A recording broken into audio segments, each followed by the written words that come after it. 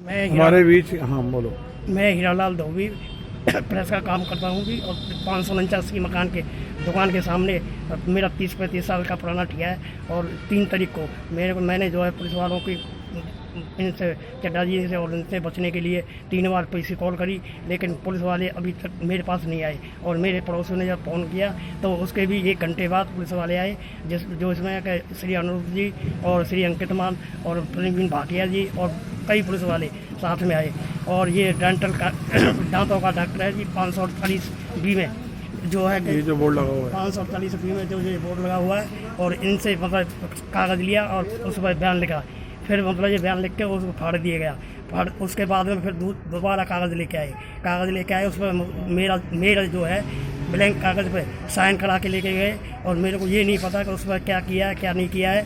और तुम्हारे इस बात का सबूत क्या है तुम्हारे पास? मेरे पास सबूत मेरे यहाँ पर कैमरे लगे हुए हैं। और मेरी मतलब टेबल पूरी मतलब कैमरे पर मतलब 148 बी में ये दांतों के डॉक्टर के ऊपर जो कैमरे लगे हुए हैं, इससे पता चलेगा कि अनिरुद्ध जी 2 बार यहाँ से अंदर से ब्लैंक कागज लेके आ रहा है A4 का। और जो तुम कहना चाहते हो कि 549 बी ऋषिनगर जो ये शहनाज बुटीक के ऊपर है, इसके ऊपर जो कैमरे लगे हुए हैं, इस कैमरे से नजर आएगा कि उसके सामने तुम्हारा ठैया है, सारा ठिया था कि ये कैमरे आपसे ब्लैंक कागज साइन कराए। और तुम ये चाहते हो कि पुलिस जो है इनकी जांच, जो सीसीटीवी फुटेज की रिकॉर्डिंग है वो ले रिकॉर्डिंग ले। और मतलब ये देखे कि मतलब ये इनके पास मतलब कितने पुलिस वाले आए थे और मेरे ऊपर मुकदमा डाल दिया। जो आए ये मुकदमा दिया गया और ये मेरे को ही मतलब ये उल्टा मतलब ये केस बना। पुलिस ने आज तक तुम्हारे किसी कागज की फोटोकॉपी दी, किसी FIR की, किसी कागज की? आज तक मेरे को न कोई मतलब फोटो कापी दी और न मेरे को ये बताया गया कि मतलब तेरे कागज को क्या किया क्या नहीं किया गया। तो 23/11 को जो इस मकान पे ये जो रेड हुई थी अरोड़ा प्रॉपर्टी, ये ऊपर मकान नजर आ रहा है,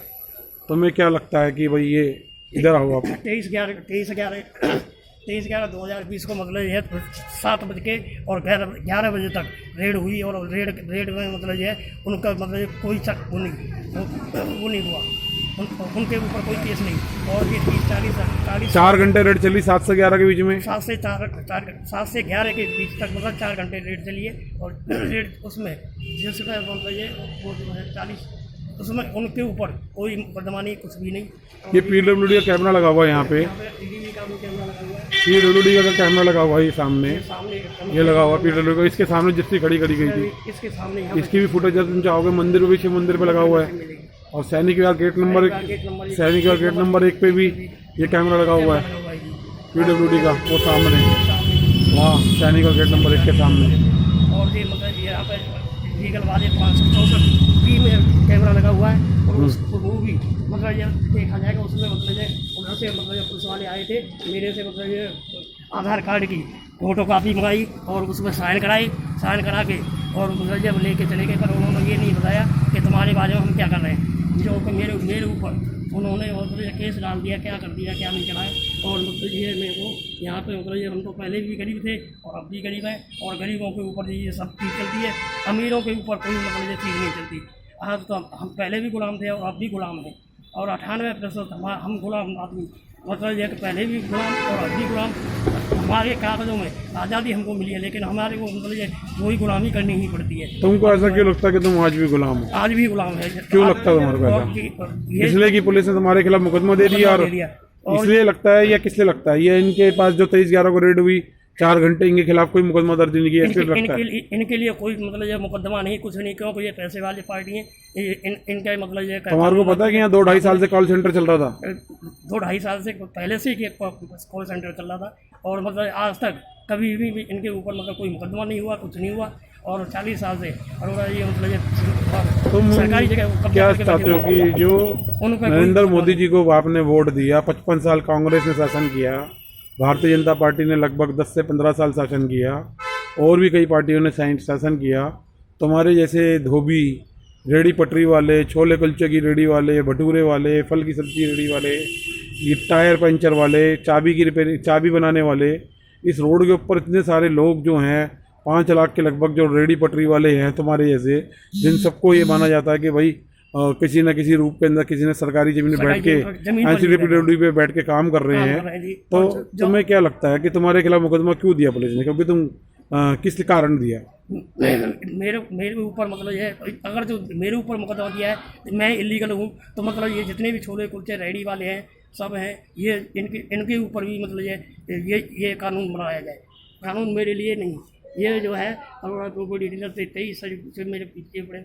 इन्होंने पहले भी मेरे को धमकी दी दुकान की।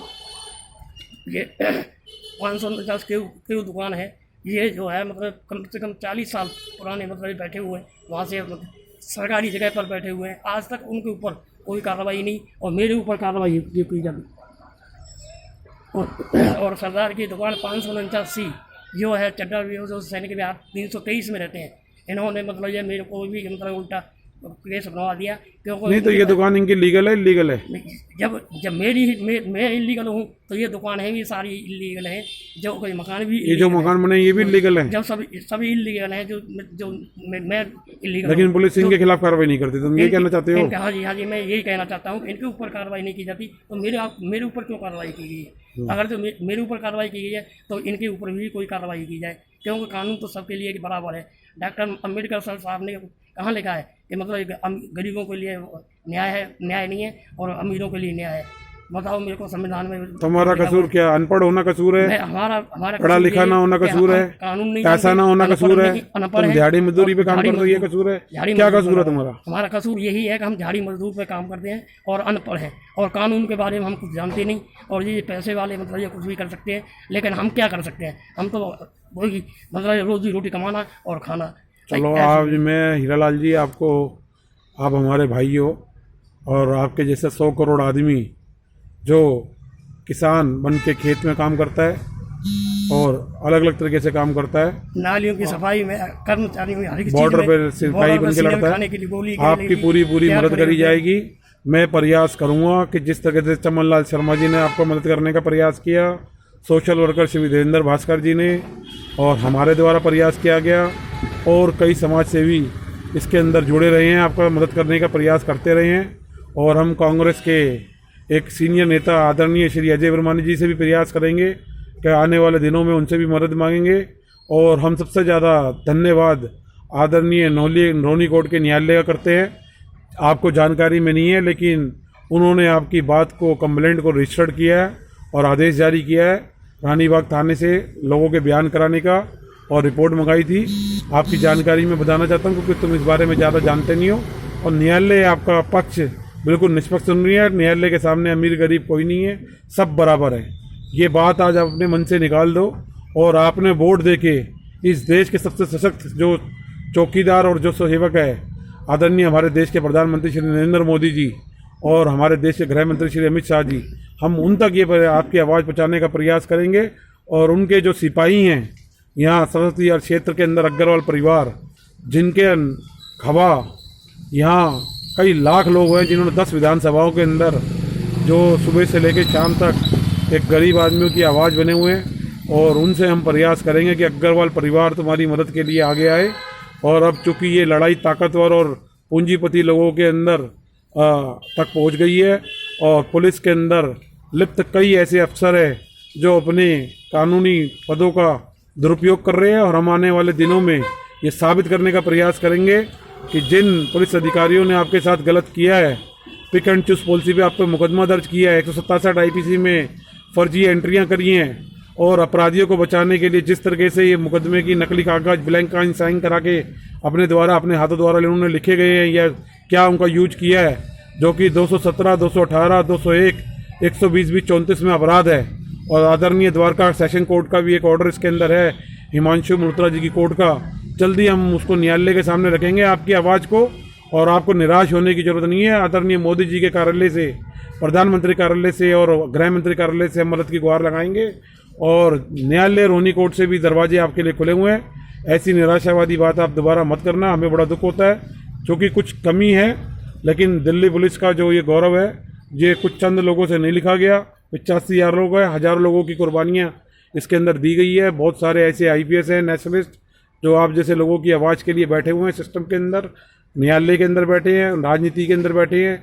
कुछ लोगों की वजह से आज आप निराश हो, लेकिन मेरे को ऐसा लगता है कि आने वाले और 30 दिन के बाद ये निराशा आपकी ख़त्म हो जाएगी, और आप इसी मन से कहोगे कि मेरे को इस देश के अंदर इंसाफ मिला है। और आज जो आप कह रहे हो कि ये कानून सिर्फ 2% लोगों के लिए, 98% लोगों के लिए नहीं है, आपके मुंह से हम ये कहलवाएंगे कि ये कानून सबके लिए बराबर है, और इस देश में सबके लिए सुना जाएगा, चाहे वो रईस हो, चाहे पूंजीपति हो, चाहे स्मगलर हो, चाहे बैटिंग माफिया हो, चाहे दुबई के कार्यालय खुले हों, चाहे ये कॉल सेंटर हो जो गैरकानूनी 40 साल से गैरकानूनी धंधा करने वाले हैं। न्याय सबके लिए बराबर है, सबको मिलेगा। जल्दी आपको न्याय की एक हम प्रयास करेंगे, शीघ्रता से न्याय आप तक पहुँचे और इसका पूरा प्रयास किया जाएगा। और अब हम इस कड़ी के अंदर अग्रवाल परिवार के साथ कांग्रेस के प्रमुख नेता आदरणीय श्री अजय ब्रह्मानी जी को और आम आदमी पार्टी से हमारे साथ एक बहुत ही प्रभावशाली क्रांतिकारी युवा नेता जुड़ रहे हैं मनोज मान जी, उनसे भी हम प्रयास करेंगे जो कि सरस्वती क्षेत्र से आते हैं कि वो आपको इंसाफ दिलवाने में उनकी भी मदद लेने का प्रयास करेंगे।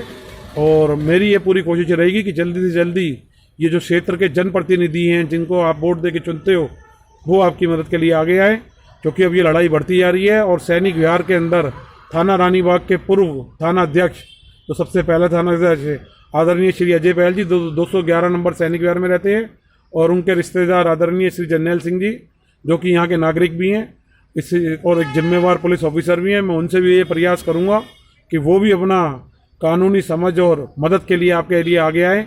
और चूँकि वो इस थाने से संबंधित अभी नहीं है, लेकिन चूँकि थाने की रानीबाग की नींव और पहले SHO के रूप में उन्होंने संभाली दी है कमान, मैं ये प्रयास करूँगा कि वो भी आपके लिए मदद के लिए आएँ। रोहिणी कोट बार एसोसिएशन के वो 62 कैंडिडेट जो आने वाले दिनों में एक इतिहास लिखने वाले हैं, मैं उनसे भी प्रयास करूँगा कि वो भी आपकी मदद के लिए आगे आएँ। और मेरे प्रयास ये लगातार रहेगा कि निरंतर कुछ ना कुछ इसमें सबूत इकट्ठे रहें। और मैं रानीबाग थाना के थाना अध्यक्ष आदरणीय श्री मनोज यादव जी, एसपी मंगोलपुरी हृदय कादन जी, एडिशनल DCP 1 सुधांशु दामा जी और DCP 1 आदरणीय डॉक्टर एकोन जी से प्रार्थना करूंगा कि जैसे ये धोबी जी बता रहे हैं, ये सामने 548 ऋषिंगर जो PWD के कैमरे लगे हुए हैं, इसके बाद ओजा डैगलिंग के आगे ये ऊपर ये 548 में ईशा बुटीक का जो बुलेट है यहाँ 10-12 कैमरे लगे हुए हैं, या रोड ऑफ बॉडी की बिल्डिंग के अंदर कैमरे लगे हुए हैं और इस गली में तमाम मकानों के आगे कैमरे लगे हुए हैं। ये सब रिकॉर्डिंग फुटिंग लीजिए। रीगल ट्रैकलिंग के आगे PWD कैमरे लगे हुए हैं और इधर शिव मंदिर के आगे भी कैमरे लगे हुए हैं। सैनिक विहार गेट नंबर 1 पे कैमरे लगे हैं, 500 नंबर सैनिक विहार कैमरे लगे हुए हैं। इन सभी फुटेज को 91 CRPC में सेव कर लिया जाए, क्योंकि अब शीघ्र ही 4 या 5 दिन बचे हैं। पहले भी कई बार गुहार लगाए चुके हैं। जल्द से जल्दी ये कानून ये फुटेज सेव होगी, सच का सच और दूध का दूध सामने आ जाएगा। और इस कड़ी के अंदर, न्याय की कड़ी के अंदर, जहाँ अब मैं अग्रवाल परिवार से कल आपकी मुलाकात कराऊंगा और प्रयास करूंगा कि वो भी कानूनी मदद के लिए फाइनेंशियल तौर के ऊपर भी, क्योंकि एक जिम्मेवार परिवार है और हमेशा उन्होंने गरीबों का साथ दिया। इतिहास रहा है पिछले 45 साल में अग्रवाल परिवार का और 10 विधानसभाओं में इनका प्रभावशाली असर है इनके परिवार का। उनसे भी मैं मदद मांगूंगा अग्रवाल परिवार से, जो कि सरस्वती 16-17 में रहते हैं। उनसे मैं कल आपको मिलवाने का प्रयास करूंगा समय लेकर, और उनके दरवाजे 24 घंटे एक आम आदमी के लिए, गरीब आदमी के लिए हमेशा खुले हुए हैं और ये जल्दी न्याय आपको मिलेगा। इसी के साथ आज की शब्दावली को राम देते हैं। जस्टिस क्रांति जिंदाबाद और जय हिंद, जय भारत। जय हिंद।